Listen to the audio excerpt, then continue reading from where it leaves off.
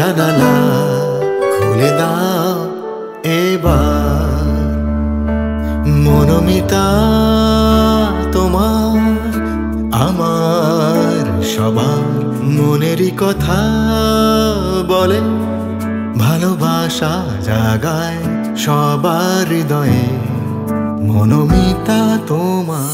মনোমিতার এমনই টান, মনোমিতার টানে আমাদের আজকের পার্টিসিপেন্ট কিন্তু চলে এসছেন সোজা হসপিটাল থেকে এই মনোমিতাতে অংশগ্রহণ করতে এবং নিজের স্টোরি শেয়ার করতে। তো এখানে আসার জন্য আজকের দিনে এত অসুস্থ অবস্থাতেও দিদি তোমাকে অনেক ধন্যবাদ। তো আমরা নিজেদেরকে ব্লেসড মনে করছি আজকে মনোমিতা এমন জায়গায় পৌঁছতে পেরেছি। তোমাদের মতো মানুষরাও দেখো এত কষ্ট করেও আসছো মনোমিতাতে পার্টিসিপেট করতে, ভীষণ ভালো লাগছে এই কারণে তুমি এসছো বলে। আর তোমার এই যে লড়াই, এই যে যুদ্ধ, এই স্ট্রাগলটা আমরা তো আমাদের মিতাদের সাথে শেয়ার করবো, মানে তুমি শেয়ার করবে, তুমি বলবে, তো সেটা তো শুনবই। আর তার আগে বলে দিই আজকের এই এপিসোডে যথারীতি সজল দা তো আছেন এবং সাথে আছে রাহুল। নতুন করে আর জিজ্ঞেস করবো না দিদিকে মনোমিতা কেমন লাগছে, মনোমিতা কতটা তোমার ভালো লাগছে সেটা তোমাকে তোমার হাতের এইটা দেখে, এখনো চ্যানেলের এটা রয়ে গেছে, এই দাগটা রয়ে গেছে, তো যাই হোক সেটা দেখেই বুঝতে পারছি যে কতটা তোমার ভালো লাগছে এবং মনোমিতার টানে তুমি এসছো। তো তুমি কোথা থেকে আসছো, তোমার স্ট্রাগল স্টোরি তুমি একটু আমার মিতাদেরকে বলো। আমার নাম বান্টি ভট্টাচার্য, সোদপুর থেকে আমি আসছি এই মনোমিতাতে।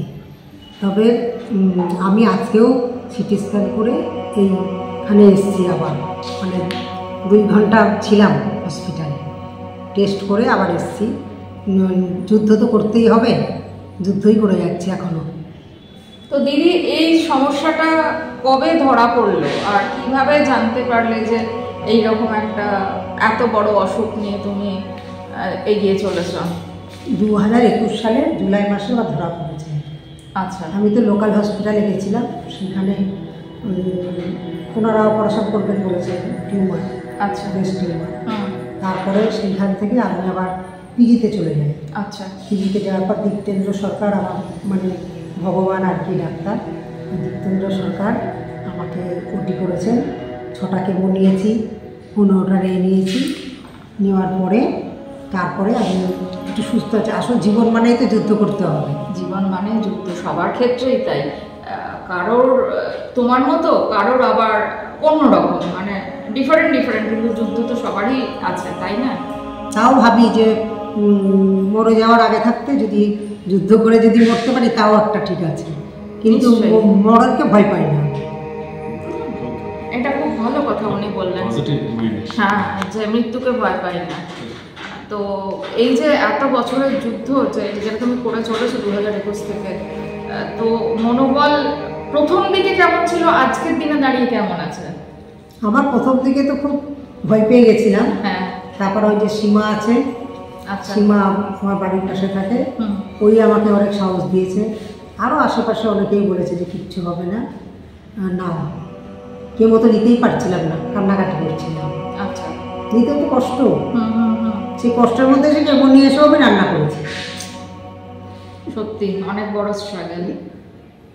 আর আমার বাড়িতে কিছু কুকুর বেড়াল আছে, ওদেরকে আমি কেমন নিয়ে এসেও ওদেরকে আমি রান্না করে খাওয়া। অনেক বাবা, বিড়াল আছে 10টা, কুকুর আছে 15টা। বাবা, মানে 25টা প্রাণকে কেমো দিয়ে এসেও দিদি রান্না করে খাওয়াচ্ছে, হ্যাটস অফ। বাপরে বাপ, মানে এত বড় পুণ্যের কাজ তো খুব কম লোকই মানে করে বা করতে পারে, আমি হলে তো পারতাম না অন্তত। সজলদা কি বলেন এটাতে?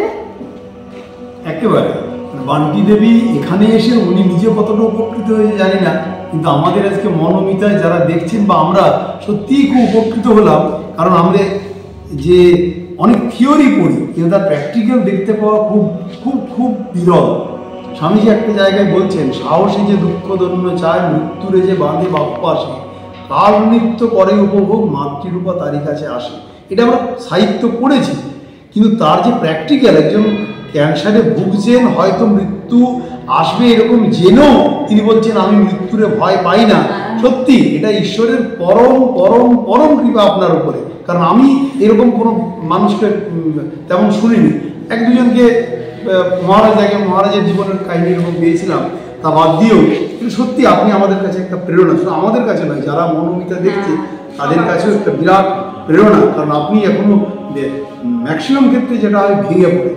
আর এই প্রসঙ্গে আমি আরেকটা বলি, এটা খুব ভালো লাগলো যে মনোমিতা এমন একটা প্ল্যাটফর্মে কাজ করতে চাইছে যে দেখুন, একজন রুগী যখন চিকিৎসার মধ্য দিয়ে যাচ্ছেন তখন তার যেমন ফিজিক্যাল ট্রিটমেন্টের প্রয়োজন, অ্যাট দ্য সেম টাইম তার মেন্টাল বুঝতাম, তার যে মানসিক শরীরের যে ধরনের চিকিৎসা দরকার, যে ধরনের সান্নিধ্য দরকার, যে ধরনের এমপ্যাথি দরকার, সেইগুলো দেওয়ারও প্ল্যাটফর্ম কিন্তু আমাদের এই মনোমিতা। সেইটাকে যে আপনি বিশ্বাস রেখে এখানে এসেছেন, এই প্ল্যাটফর্মে এসেছেন, তার জন্য আপনাকে ধন্যবাদ। তো আপনাকে এটা আমি আরো কয়েকটা দু একটি ছোট্ট জিনিস আপনার কাছে জানতে চাইছি যে দেখুন, আমরা তো এইরকম রোগে এখনো পর্যন্ত আক্রান্ত হইনি। আপনি আক্রান্ত হওয়ার পরেও এই যে বিরাট মানসিক দৃঢ়তার মধ্যে রয়েছেন এবং আপনার যারা পোষ্য সেগুলিকে সুন্দরভাবে সেবা করছেন, সামাজিক কর্মের মধ্যে থাকছেন, তো এটাতে আপনার কোন জিনিসটা আপনাকে সব থেকে বেশি সাহায্য করেছে? কি আপনাকে মনে হয়েছে যে এই জিনিসটা থাকার জন্য আমি এটা করেছি? আপনার কি মনে হয়েছে?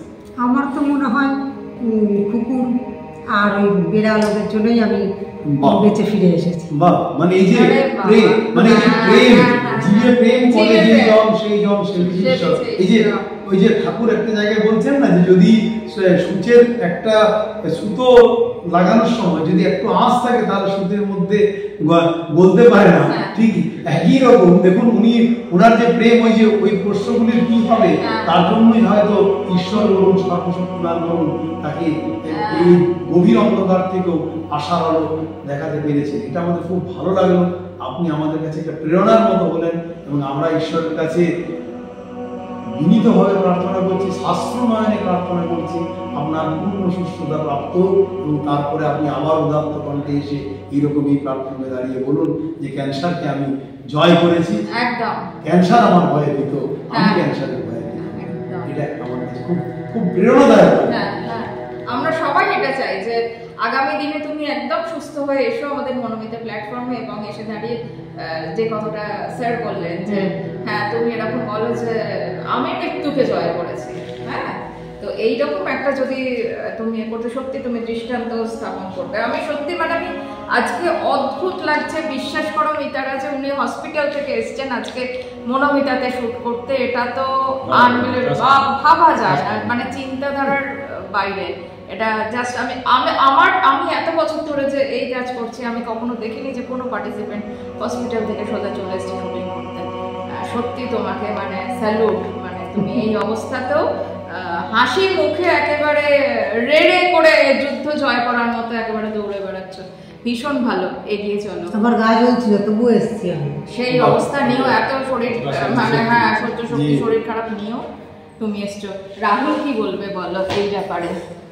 আমার বলার তো সেরকম কিছুই নেই, স্যার বলে দিয়েছেন। তবু আমি একটা জিনিস বলতে চাই যে উনি যেখানে থাকেন, অর্থাৎ যে বাস্তুতে উনি থাকেন, সেখানে নিশ্চয়ই এমন কোনো পাওয়ারফুল এনার্জি রয়েছে যার জন্য উনি কিন্তু পুরোটাই মানে এত মনের জোর এবং এত ধৈর্য, এত কষ্ট করার মানসিকতা, কষ্ট সহ্য করার মানসিকতা, এগুলো কিন্তু শুধু অবশ্যই নিজেদের তো দরকারি, কিন্তু সেই আমরা যেখানে থাকি, যে আমাদের চারপাশটা যদি সেরকম পাওয়ারফুল এনার্জেটিক না হয় তাহলে সমস্যা হয়। তো ওনার বাস্তুটা আমার মনে হয় খুবই পাওয়ারফুল।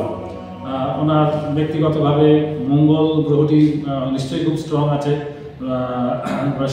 শনি ধৈর্যের কারণ, স্থৈর্যের কারণ, তো সেই শনি মঙ্গল এই দুটো গ্রহ নিশ্চয়ই ওনার স্ট্রং আছে। হয়তো রাহু খারাপ আছে, তার জন্য ক্যান্সারের মতো ব্যাধিতে উনি আক্রান্ত হয়েছেন।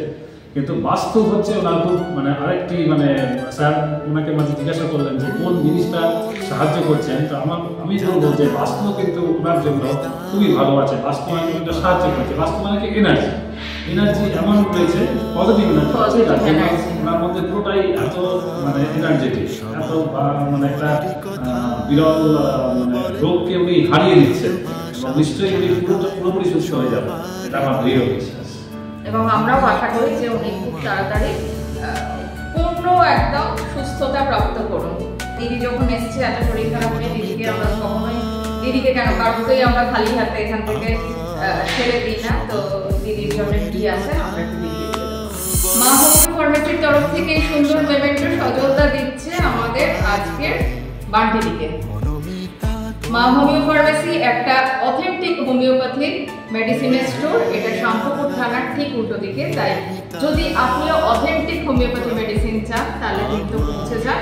দেখুন অন স্ক্রিন যাচ্ছে ফোন নাম্বার, ফোন করুন। এবং ঢাকার ডেয়ারির তরফ থেকে এই রিফ্রেশমেন্ট থাকছে বান্টিদির জন্য। এই সুন্দর সরস্বতী রাহুল দিচ্ছে বান্টিদির জন্য। যেতে যেতে আমাদের মিতাদের উদ্দেশ্যে বলবো, যারা এখনো লাইক শেয়ার সাবস্ক্রাইব করোনি তারা কিন্তু ইমিডিয়েটলি করো, এবং যারা চিন্তা করছো আসবো কি আসবো না তারা চিন্তা না করে অন স্ক্রিন ফোন নাম্বারে ফোন করে চলে এসো মনোমিতাতে। খুব ভালো কিছু দেখা হবে আবার পরবর্তী পর্বে। ধন্যবাদ, নমস্কার।